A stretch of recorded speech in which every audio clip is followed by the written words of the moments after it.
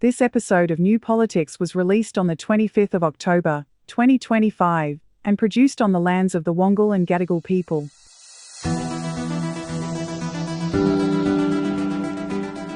The meeting between Anthony Albanese and Donald Trump goes ahead, but is it another chapter in the selling out of Australia?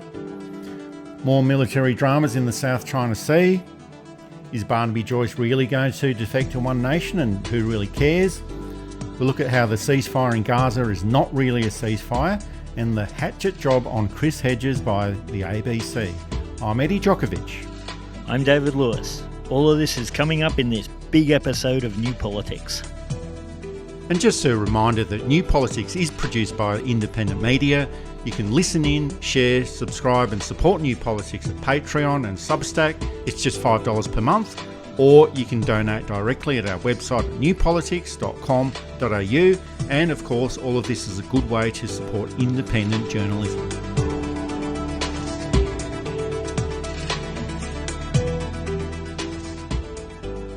Thank you very much. It's great to have the Prime Minister of Australia. A lot of friends over there, and this is one of them right here. We work together very much on rare earths, critical minerals, and lots of other things. Thank you so much, Mr. President, for the invitation here. We are great friends and we're great allies. Today's agreement on critical minerals and rare earths is just taking it to the next level. I think that today will be seen as a really significant day in our relationship. So I thank you very much, Mr. President. Well, thank you very much, Anthony. It's an honor to sign this, and we'll do it now.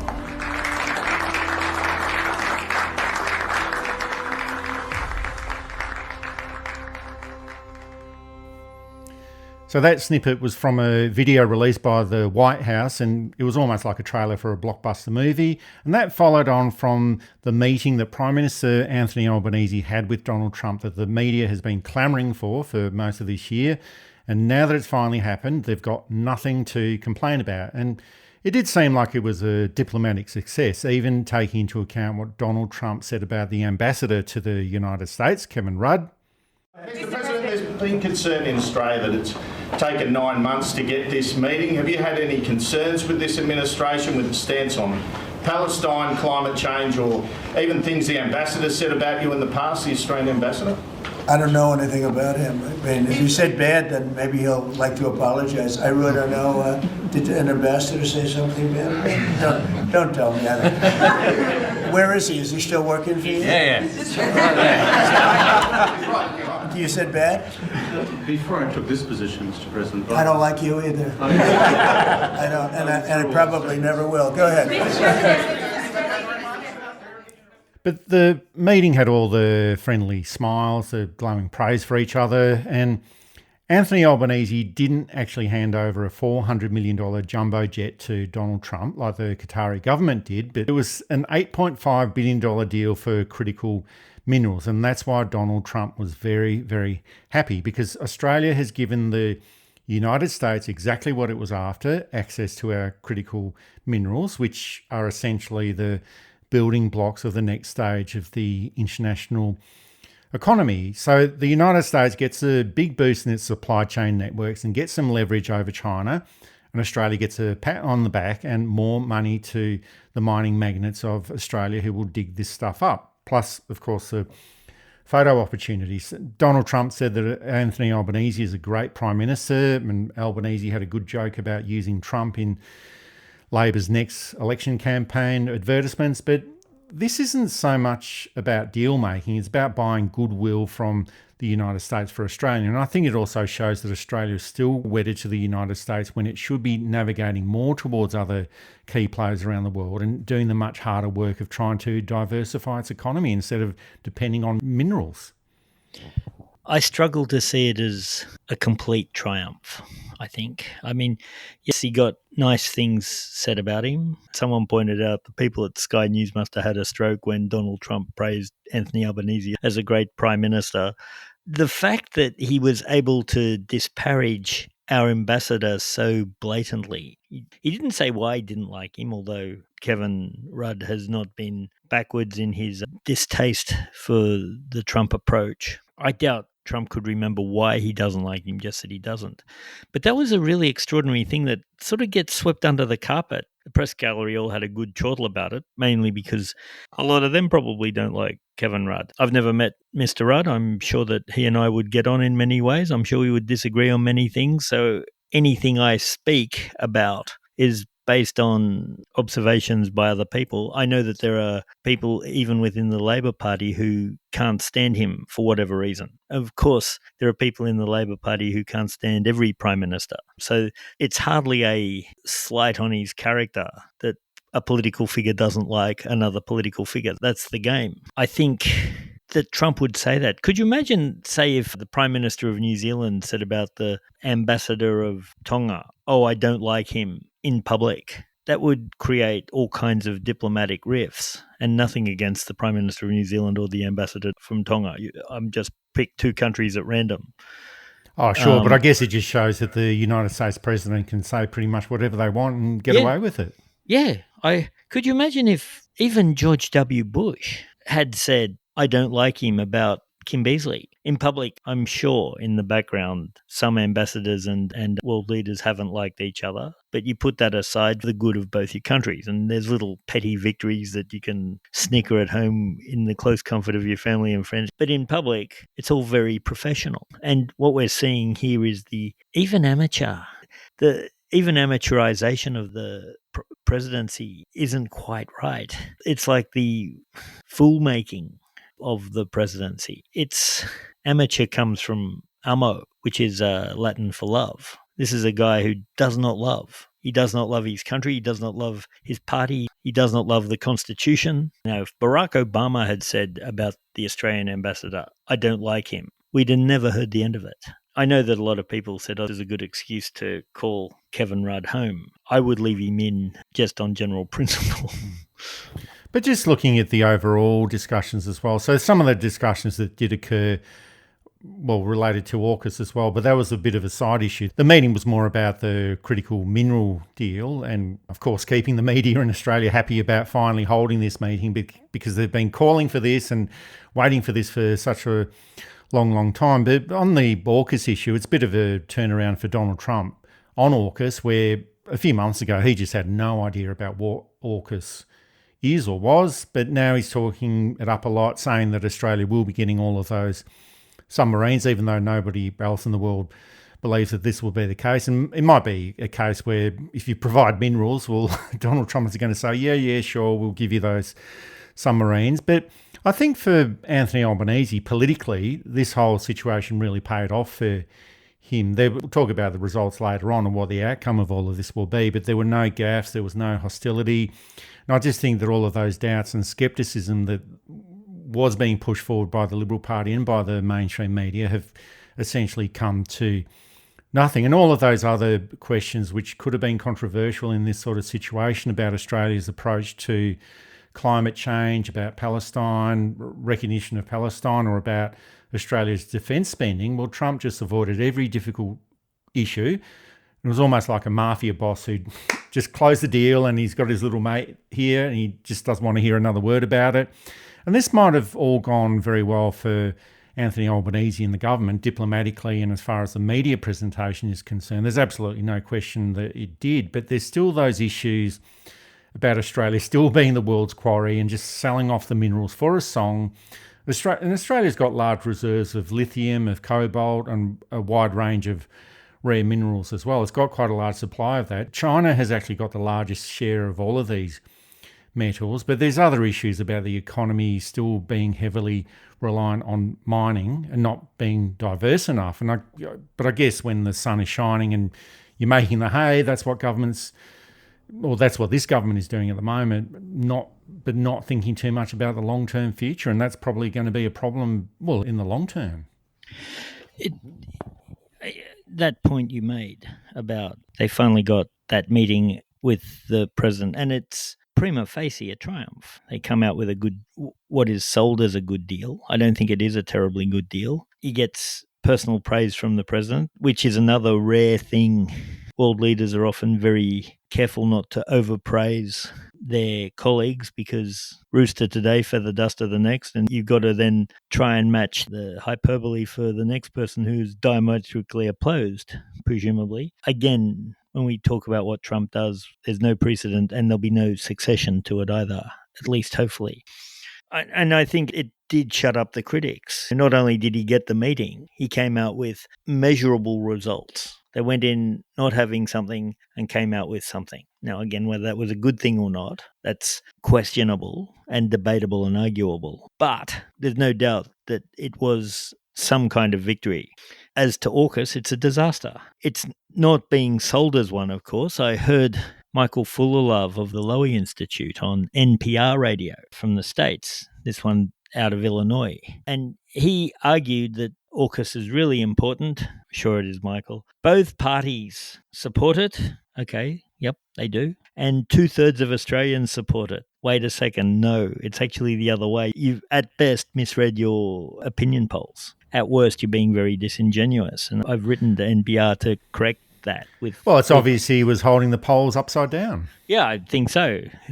And I was actually disappointed because the Lowy Institute tends to be one of the more factually based, analysed. They're right wing, but they do try and back things up with fact, unlike other thought groups, hello the IPA, who I'm pretty sure have a let's make stuff up and see what people believe department. So, yeah, I've written to NPR to say this should be corrected. 2/3 of Australians are actually deeply opposed to AUKUS because it's a dud deal. There will be no submarines. I'd also bet that the Americans end up buying less of these metals from Australia than they anticipate because China will be more interested in selling the metals and ramping up conflict. And as you said, China's the biggest repository for this stuff and has more than they need. Now, I know that there are some of you saying, but David, what about the environmental impact?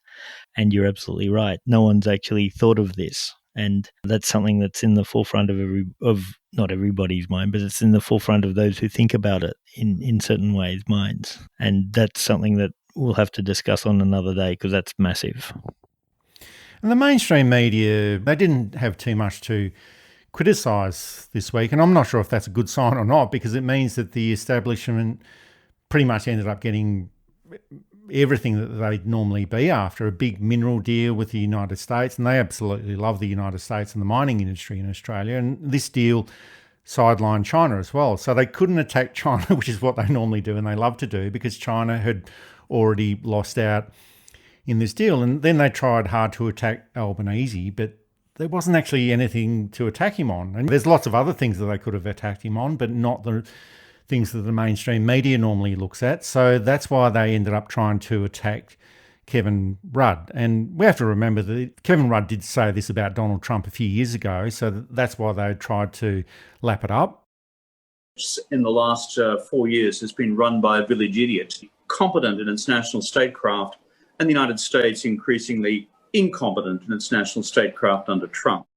So once it was revealed that that's what Kevin Rudd said, I think it was 4 or 5 years ago, well, that set up a round of stories for the calls for Kevin Rudd to be sacked. But even that didn't make much sense, because the role of the ambassador is to actually make these things happen and do all the groundwork for this to occur. So I think they just ended up barking up the wrong tree, just like they usually do. But if the mainstream media really wanted to make themselves relevant, they'd start looking at what the real story is. And we started talking about that before, which is Australia's minerals and manufacturing being lined up and linked up to the interests of the United States. And there might be some short-term gain for Australia, and also lining the pockets of Gina Rinehart, who will gain substantially from this deal. But there are those issues of Australia selling all of its mineral wealth cheaply and either not getting enough of a return and the government not getting enough revenues through royalties and taxation from these minerals. And it's probably going to be a repeat of those ridiculous 30-year deals that were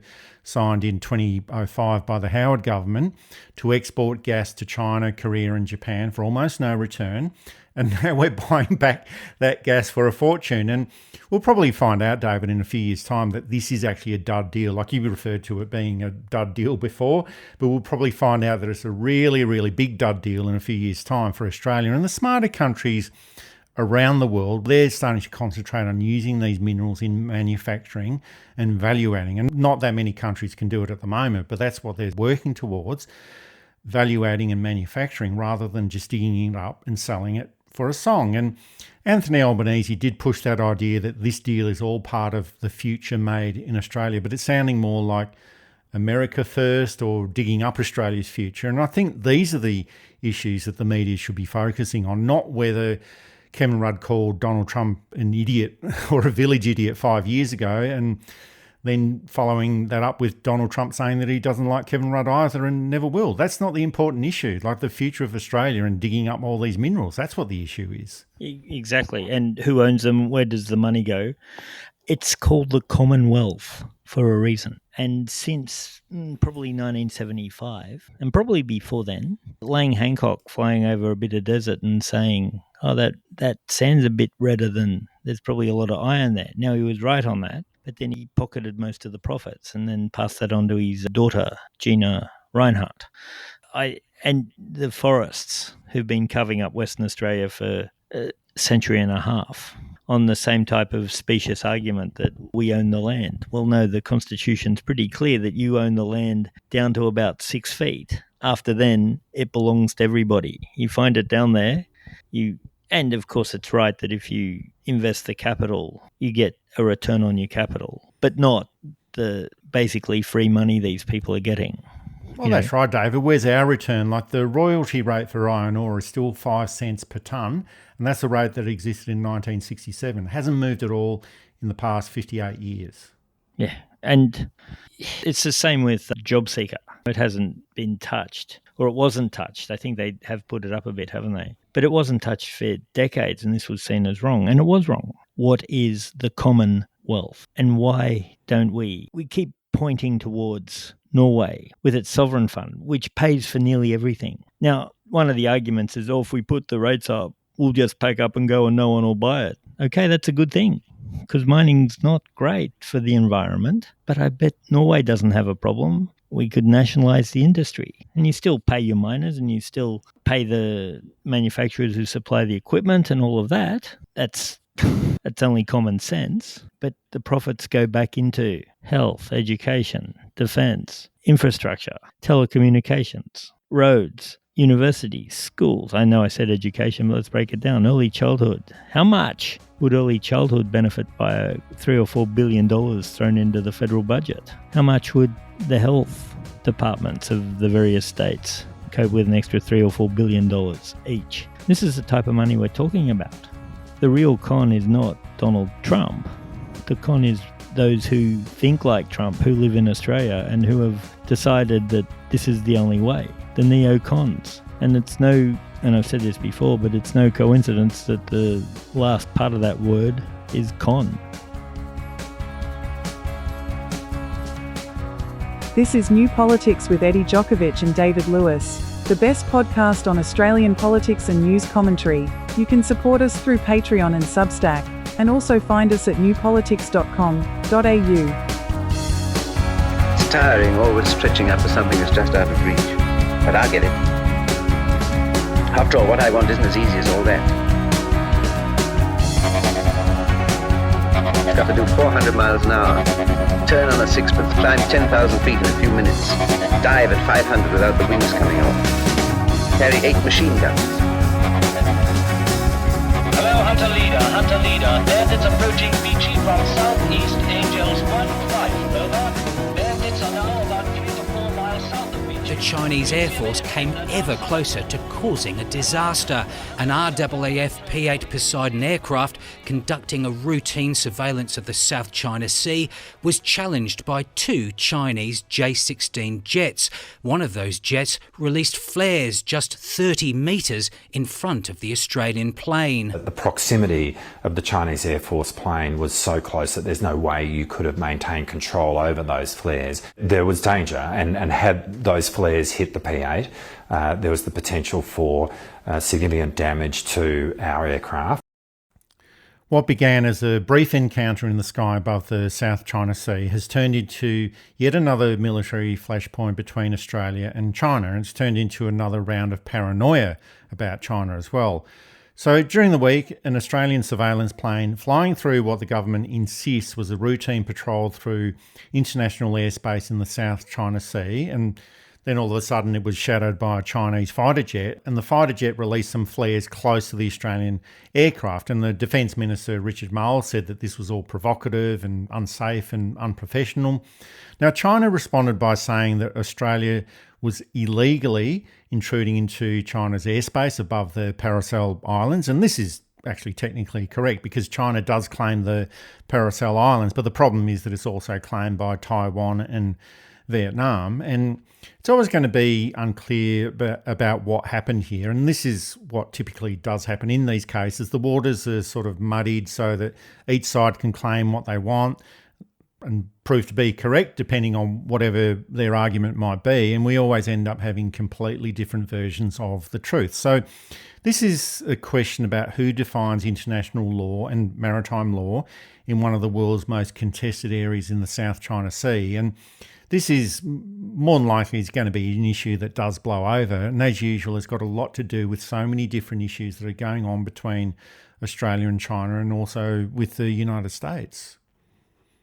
Yeah, it's funny how America's president completely disparages our ambassador for no good reason, and we let him get away with it. China reacts defensively to a move that may have been deliberate or may not have been, and we're on the brink of World War III. I can't help but feel that there is a little bit of white man superiority in this. Now, nobody, as you said, knows the full circumstances. I don't think it out of the realm of possibility that the Australian pilots flew a little bit wrong. It's not probable, but it's possible that you're on a particular direction or vector going incredibly quick and suddenly you're where you don't want to be. These things do happen all the time, and sometimes it ends up tragically, and most times it ends up with a little bit of diplomatic finger waving and don't do it again, or else we'll write a letter type consequence.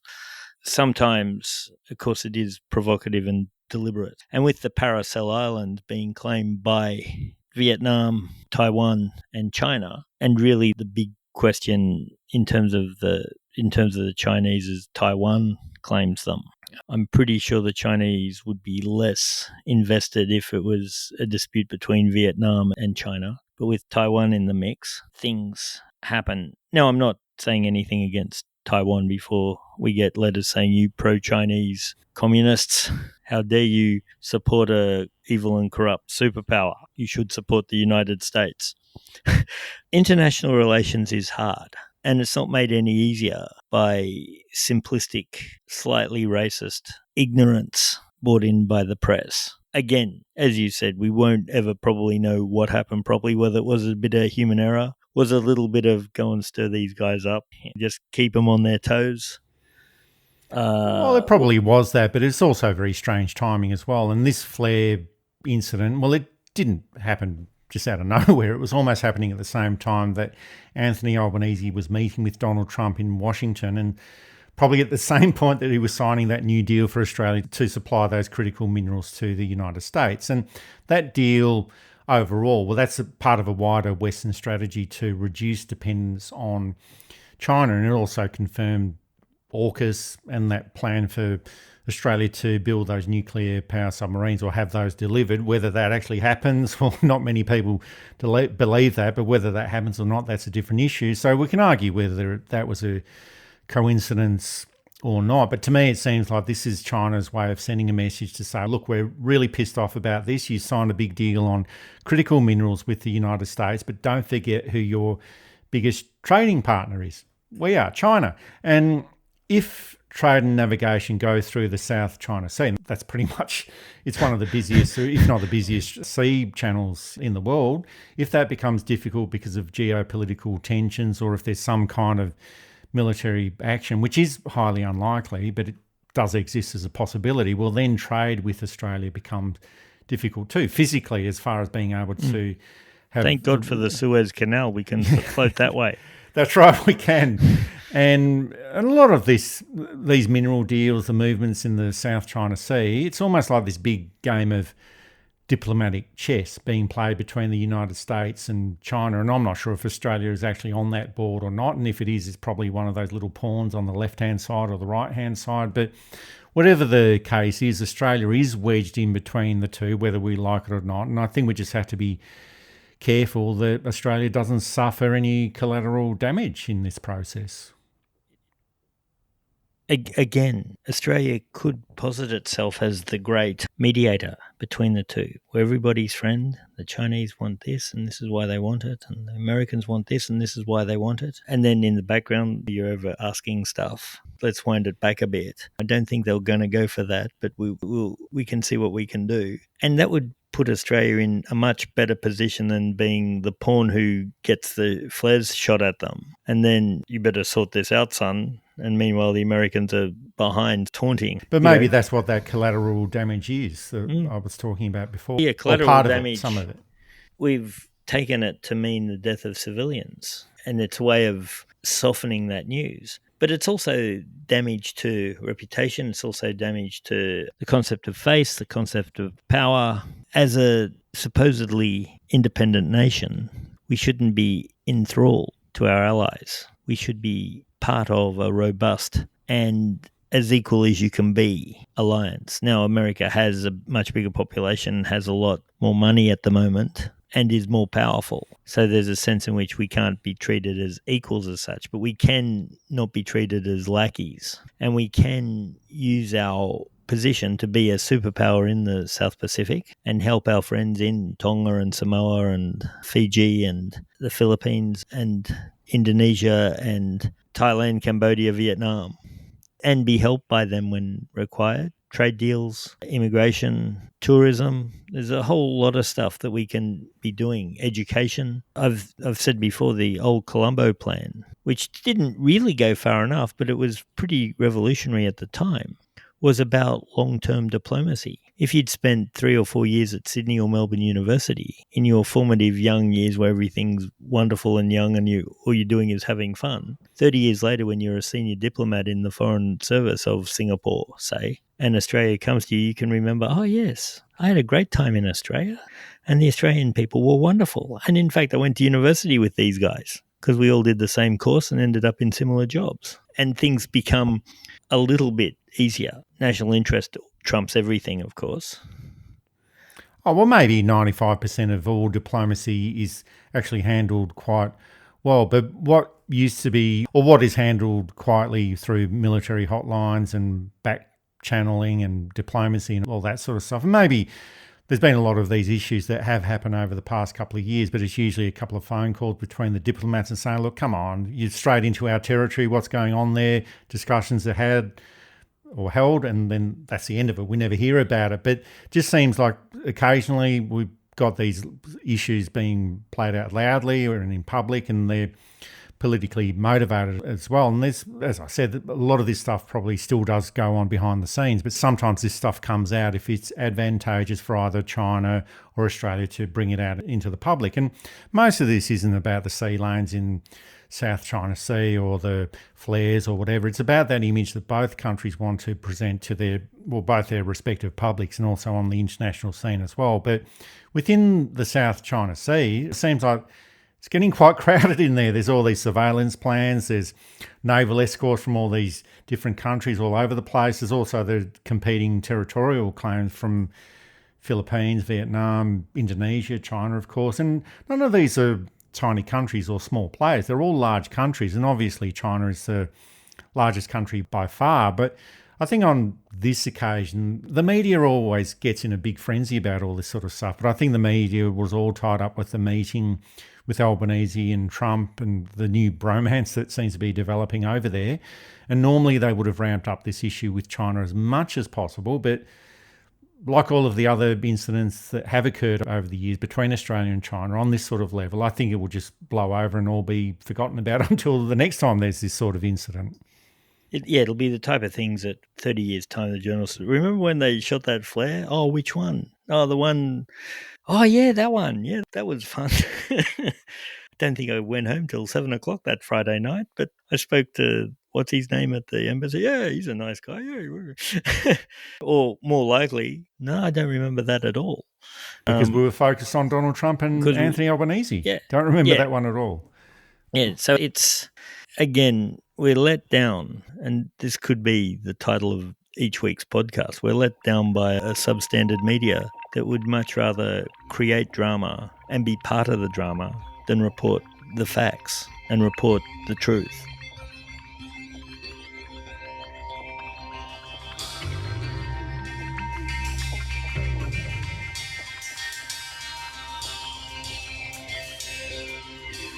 There was a lot of speculation about Barnaby Joyce resigning from the National Party and then defecting to One Nation. Now, he's definitely said that he's not going to be running as a candidate in the seat of New England at the next election, but nothing has been decided on a move to One Nation. And we are talking about it today, David, but a lot of this comes with a care factor of almost zero.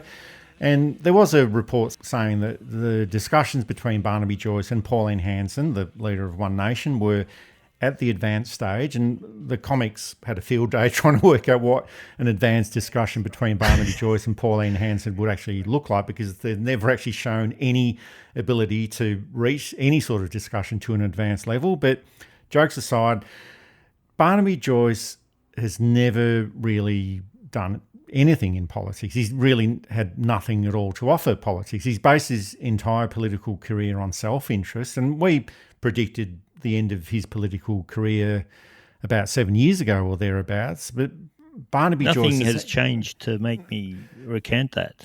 No, but the thing is that Barnaby Joyce has had so little to offer in politics. He's been in politics for the past 7 years, but effectively his political career did end years ago. But in my opinion, he's worse than Tony Abbott. He just says no to everything. He's never done anything of note. It's always been about self-interest and not in the public interest. And if he sticks to his word and leaves politics at the next election, well, that's good riddance to bad rubbish. But that's 2 more years that we'll have to put up with him. But the sooner he goes, the better. Yeah, I look at people like Barnaby Joyce. He's not the only one who had relatively long careers in Australian politics. And how you could serve for so long and not have a legacy with any positive achievement. It seems his main successes were getting a novelty check off Gina Rinehart, stopping a pair of toy dogs coming into the country who were owned by a celebrity, a job that could have been efficiently and effectively done by a standard officer of customs or whatever. Were they Border Force then? I think they might have been Border Force then. They'd be good at stopping dogs from coming into the country. That's a job for Border Force, not for Barnaby Joyce. Yeah. He might have been the minister, but if the minister spent his time chasing up that type of stuff, the whole system would collapse. And no other Minister for Industry. So, how he must have been agriculture or something too, because how he became involved with pistol and boo, biosecurity. Yeah, and sure, you're not allowed to bring dogs in. Johnny Depp brought his dogs in. Okay, there's got to be some kind of consequence. But the minister does not have to deal with it, and indeed should not deal with it, unless there's a personal appeal to the minister to override the law. But I suspect there's not a lot of leeway for the minister to change the policy without going through a vote in Parliament, which for a couple of dogs, just send them home. I'm sure Johnny Depp can afford a dog kennel in Los Angeles or Hawaii or where have you. He did manage to buy some scrubland very cheap the day before he announces that they're going to run a railway through it. That's an achievement in a way. And of course, he managed to hire his pregnant mistress, not just in his office, but another couple of offices, to hide the fact that she was his mistress and she was pregnant.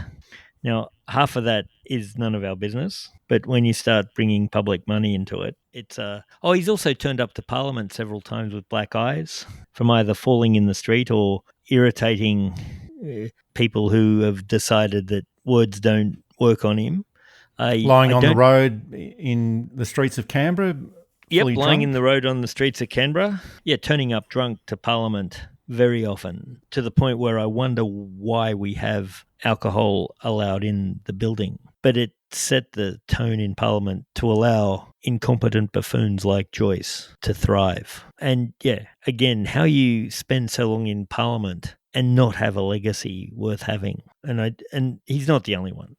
Oh, there's quite a few, but the theory is that Barnaby Joyce leaves the National Party now. I'm not sure if he's officially left the National Party, but the theory is that he does that, remains in the lower house until the next election, then he joins One Nation.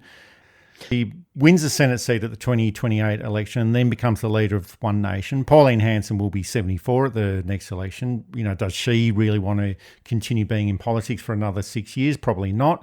But with someone like Barnaby Joyce, One Nation would still be that party of complaint, still be the party of anger. It's loud, it doesn't offer any solutions, and the ideas that they do put forward would actually make any problem much worse. And I think a couple of weeks ago we suggested that One Nation might actually be better off without Pauline Hanson, but they'd probably be worse off if Barnaby Joyce becomes the leader. And in the current opinion polling, the support for One Nation has actually gone up from the 6% that they received at the 2025 election, has gone up to 14%. And I think that's a relatively soft level of support, and it's mainly coming over from the Liberal Party and the National Party anyway.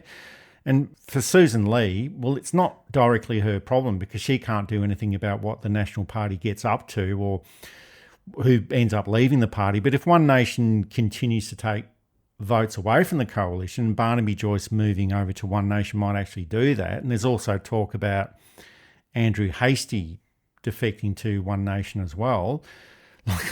All of this is just going to create more political headaches for the Liberal Party and for the coalition, just at a time when they do not need to have any more political headaches. That lovely cognitive dissonance that people are moving away from the National Party because of people like Barnaby Joyce being prominent figures in it, to Barnaby thinking, I better go to One Nation because I don't fit in the Nationals anymore. Now, that's fine. I'm not going to criticise him for making that decision. I don't think he's completely wrong. He's out of step with the current leadership. Probably always has been, except when he was leader, and even then it wasn't the most consistent leadership we've ever had in Australia. You think of the time that he spent in the seat of New England, the jewel of the national crown. It's the equivalent of Kooyong for the Liberal Party, or what Kooyong used to be. Earl Page sat in the seat as the second national leader, sat in the seat of New England for many years. So it's the rough equivalent of Menzies and Kooyong. And he's just sat in there doing nothing. And I grew up in rural New South Wales, and country women are incredibly great organisers. You want a morning tea for 200 people in 3 hours? We did it 2 hours ago. You need good decisions made quickly? Ask a country woman. And I'm not trying to be condescending or patronising here. I'm being absolutely serious. The Nationals haven't really, and the reason actually that more quality country women don't run in the Nationals is because of people like Barnaby. He treats them appallingly and then faced no discipline for that. Should have been removed from pre-selection years ago for his appalling treatment of women. There was the Western Australian woman, who I won't name because she doesn't need her name dragged through the mud again, who basically said he said and did some inappropriate things and reported him to Nationals, the authorities in the National Party, who said, oh, it's just Barnaby. Oh, we can't prove anything. It's he said, she said. Thanks for your complaint. I think they actually said, oh, it's just all a bit of fun, really. Yeah, it's just all a bit of fun. Yeah, it's all fun and games till someone has an eye out. And the National Party is improved by the removal of Barnaby, even if it's through his own choice. One Nation we didn't think could get any worse, but here we are. This is New Politics, available through Apple Podcasts, Spotify, Amazon Audible and YouTube, and also available to support at Patreon, Substack, and at our website, newpolitics.com.au.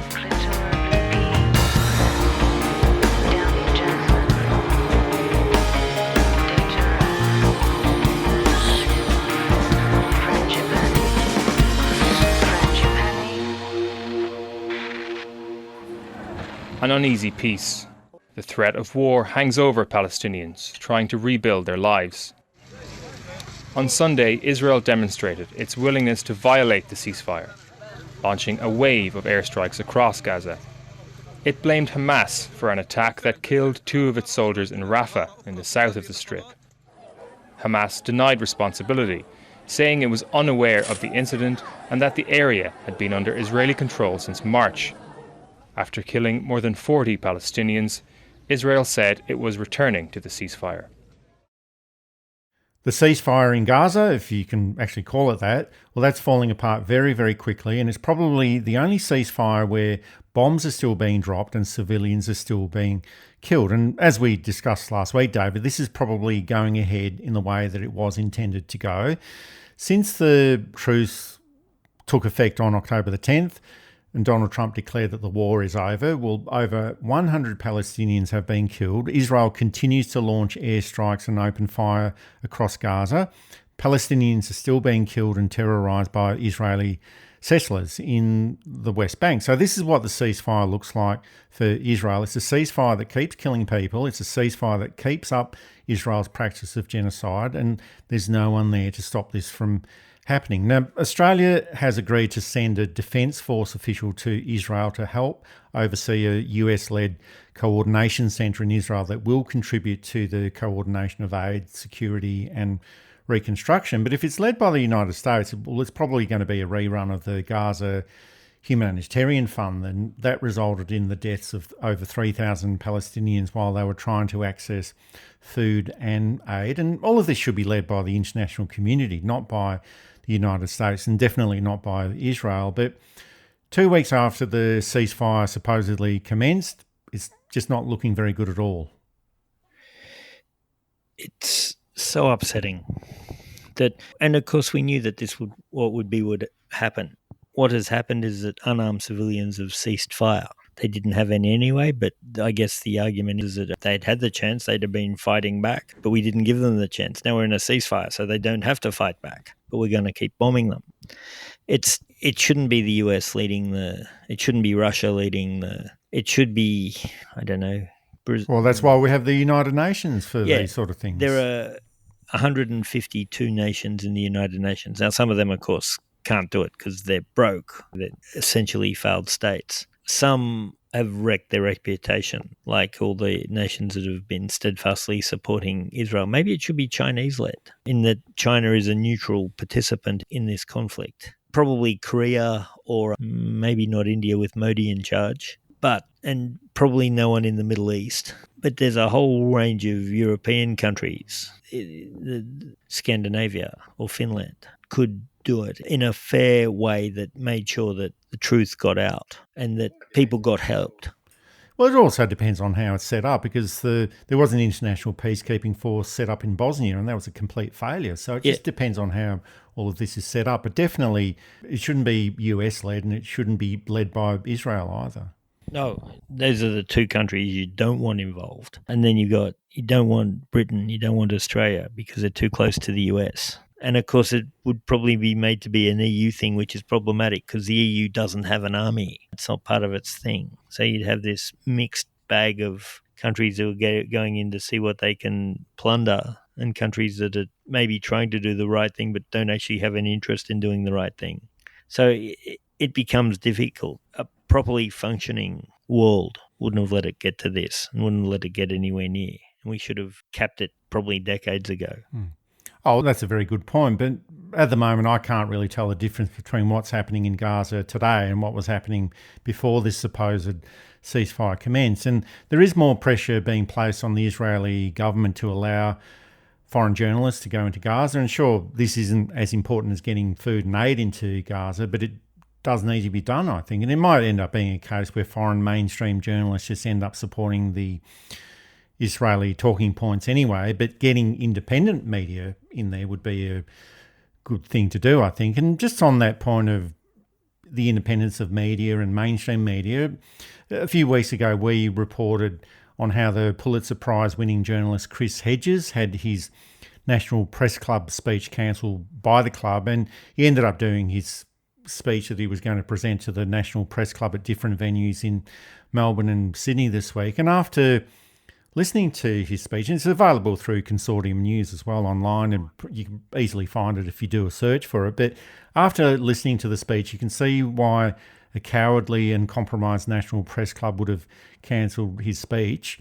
His words weren't polite or convenient. He's provided a direct shaming of the journalists who have spent years just repeating Israel government talking points and all of these journalists that have ignored the genocide in Gaza over the past 2 years. And Chris Hedges, in his speech, he wasn't talking just about the failure of the media. He exposed the complicity of Western governments in the genocide itself. So I'll accept that it wasn't going to be easy for them to listen to all of this, but it should have been listened to anyway. And also during the week, Chris Hedges also appeared on Late Night Live with David Marr on the ABC. And for some unknown reason, we can probably speculate, and we do know the reasons why, but the conversation quickly turned into a hatchet job. And instead of engaging with the decades of war reporting and moral authority that Chris Hedges does bring to the table, David Marr just tried to pull him apart. And here's a few examples of that Late Night Live presentation. What evidence did you have that Israel had been invited or would be invited to speak, Israel's ambassador? That was a source. It wasn't to replace me. I never said that. No. But according to a source within the press club, they had reached out. That's absolutely denied by the press club. Well, the press club also denied that it was confirmed that I would speak. They also denied that they had posted anything on their website announcing my talk, and both of those were lies because I have the confirmation letter, so we actually have the physical evidence. The press club denies that. Well, they were very dishonest. I mean, and I think they kind of shredded their credibility. But how's your credibility? Because they absolutely deny the Israel ambassador invitation. Absolutely. What? So the double tap operation, and 5 of the people killed were journalists. And the IDF, the Israeli Defense Forces, put out a line that their real target was a camera on top of the building. They called it a Hamas camera. That's right, a Hamas camera. And you cite a number of headlines as evidence of betrayal by the big news agencies. You cite Reuters, and you cite the headline, "Initial inquiry says Hamas camera was target of Israel strike that killed journalists." 2 days later, Reuters clearly reported that the supposed Hamas camera was probably a camera of theirs, a Reuters cameraman. Well, so they did not accept the IDF line. They questioned it. Come on, you're a journalist, and so am I, and you know very well that the initial report is the one that carries. But let's stick to your examples because they are the ones you cite in your argument. Well, but that's just the point. The initial report was it was a Hamas camera. Then 2 days later, Reuters changed the story. No, the initial report is IDF says. Now, whether we like it or not as journalists, we have to report the excuses made by outfits like the IDF, don't we? We have to report their explanations. That's our job. No, our job is to report the truth. And I'm sure the Zionist lobby in Australia would have been very proud of that effort, but it was one of the worst examples of establishment media attacking someone for daring to hold power to account. And if Chris Hedges had talked about any other issue that he's been involved in El Salvador, in Central America, or in Iraq, or in Bosnia, former Yugoslavia, or any other issue at all about his involvement in the peace movement, I'm pretty sure it would have been a case of, oh, yes, Chris, that's really terrible what's happening in those places. Please do go on and tell us more about it, because we do need to hear more about all of this stuff that you're talking about. But because he was talking about Israel and their absolutely evil actions and genocide in Gaza, and also the complicity of Western governments in all of this, the ABC and David Marr decided that it was best to do a hatchet job on the guy who's trying to do his best to make sure that the truth that we do need to hear about does get out. And they just wanted to silence him and cut him down. I'm not sure if you could coin a verb to buttrose yourself, to ruin your reputation based on the lies of particular Zionists. I'm thinking you could mar yourself, but that isn't as obvious. The word means the same thing in modern English.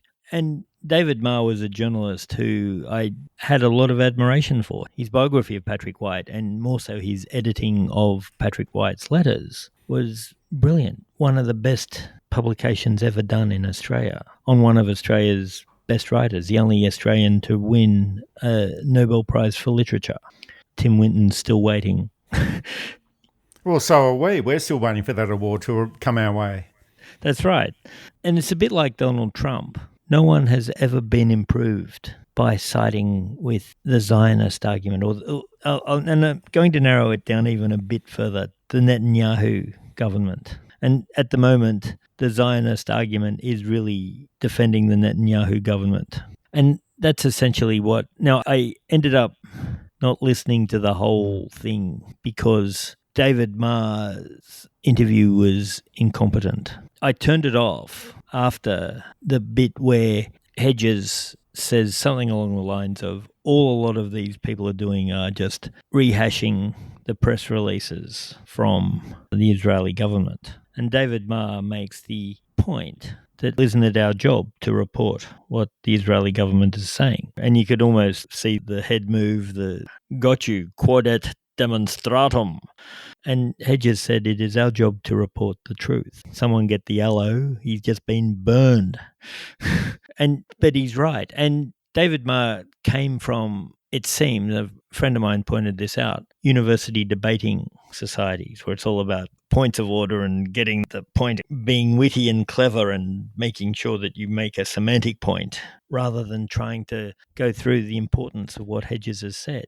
And of course, the cowardice of news organisations who have happily seen journalists killed, and not just killed in the fog of battle. That's bad enough, but that is something that is unavoidable in a sense. If you're down at the front line and no matter how safely you put yourself, stray bullet, stray shell, misidentification, but they're targeting journalists. Mike Carlton, who was a correspondent in Vietnam, said, and I know I can only go on his word, that he never felt, as dangerous as it was, and he lost colleagues, there were many fine journalists killed in Vietnam, but he never felt that the North Vietnamese were targeting journalists, that the journalists who were killed under the normal reasons that you get killed in battle as a journalist. Whereas in Gaza, they've been bombing houses where they know journalists live. They've been bombing offices. They've been kidnapping and taking journalists, and then their bodies have been found, often mutilated, elsewhere, in a clear demonstration of we do not want truth being told. A lot of Palestinian journalists, but also Western journalists and others. We've had aid workers killed, the Australians, which the Australian government should have gone completely nuts over.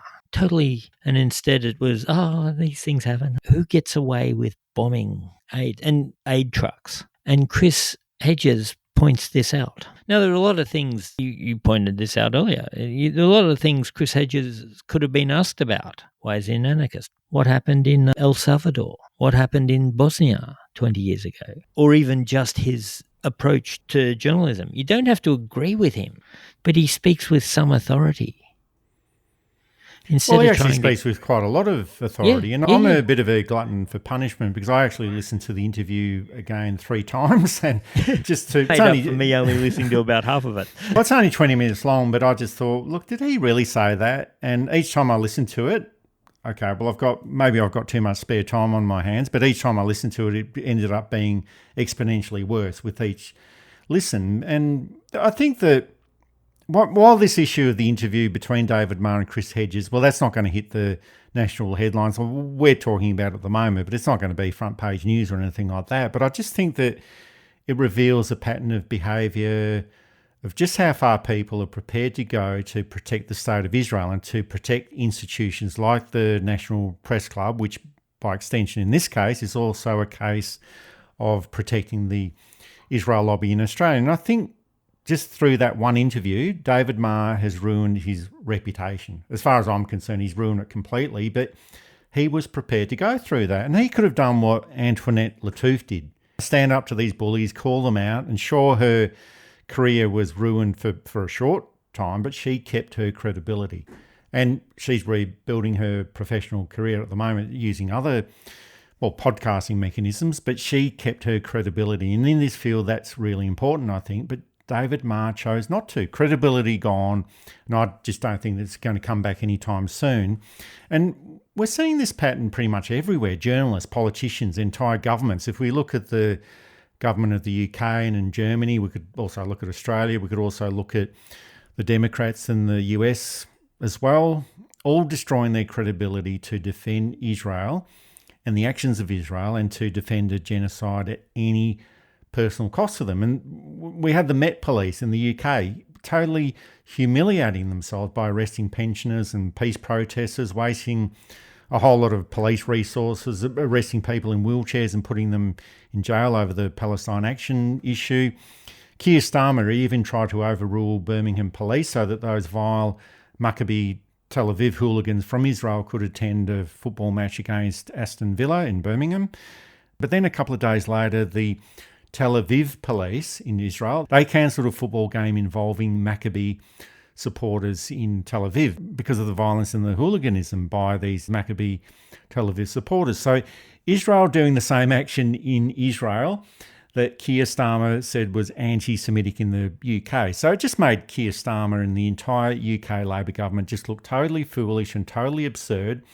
And for me, it's a little bit like the Manchurian Candidate, holding up the Queen of Hearts card, and it's just everyone goes into this apoplectic sort of state. And everything is being sacrificed. Credibility, government is being sacrificed, whether it's David Marr at the ABC or Keir Starmer in the UK. People in positions of power, they're happy to be made to look like fools, and they're happy to throw away their credibility. They're happy to throw away their government just for the sake of the State of Israel and protecting Israel from scrutiny. And I just think it's going to take years of psychotherapy for all of these people to try and work out exactly what is going on there. And I know there's all of those issues about money, of power and influence of these people, and the desire of the West to use Israel to shore up their control of oil and resources in the region. I probably just answered my own question, but this sort of behaviour and protection, absolutely none of it makes sense. Absolutely none of it. Yeah, Again, David Marr has done some sterling work in the past, outstanding. Why you'd stand up for bullies, for criminals, and don't give me this both sides nonsense. One of the, I've forgotten the name of the journalist, but he said the question that every journalist should be asking themselves when they interview a politician is, why is this lying bastard lying to me? And the other one is, if one side tells you it's raining and the other side tells you it's not raining, it's not your job to report both sides. It's your job to look out the window and see for yourself. And those are two pretty basic tenets of journalism. I'm sure we can find much more properly constituted vocabulary for them both. But put like that, it makes it very clear. Is it raining? Look out the window. Don't just take one or both sides' words for it. Don't both sides things. Is there an environmental problem? Don't bring in Malcolm Roberts for balance, one of the most unbalanced members of parliament we've ever had. Don't just allow one side to have the say, or one section of both sides. Is there a genocide in Gaza? We speak to Benjamin Netanyahu for his opinions about this. Yeah. Is Hamas an evil organisation? We speak to the leaders of Hamas. I have seen it, but we don't hear from the Palestinian people enough. And I don't mean the representatives, I mean the political parties. When was the last time we saw the everyday average Palestinian on Late Night Live, or on 60 Minutes, or on Four Corners, or on A Current Affair? I imagine that would be very eye-opening to a lot. They're terrified of the backlash, of course. How dare you ask a person going through something what they're going through? That's anti-Semitic. It's not. These people are Semites too. And yeah, it's just insane. And again, the number of reputations that have been ruined to prop up Bibi Netanyahu, to prop up Donald Trump, is your reputation, your integrity, your feeling of worth it for these guys. Ask Rudy Giuliani. Ask Ida Buttrose. I wonder what they'd say if we were to ask them. I suspect the answer wouldn't be one that was not tinged with regret.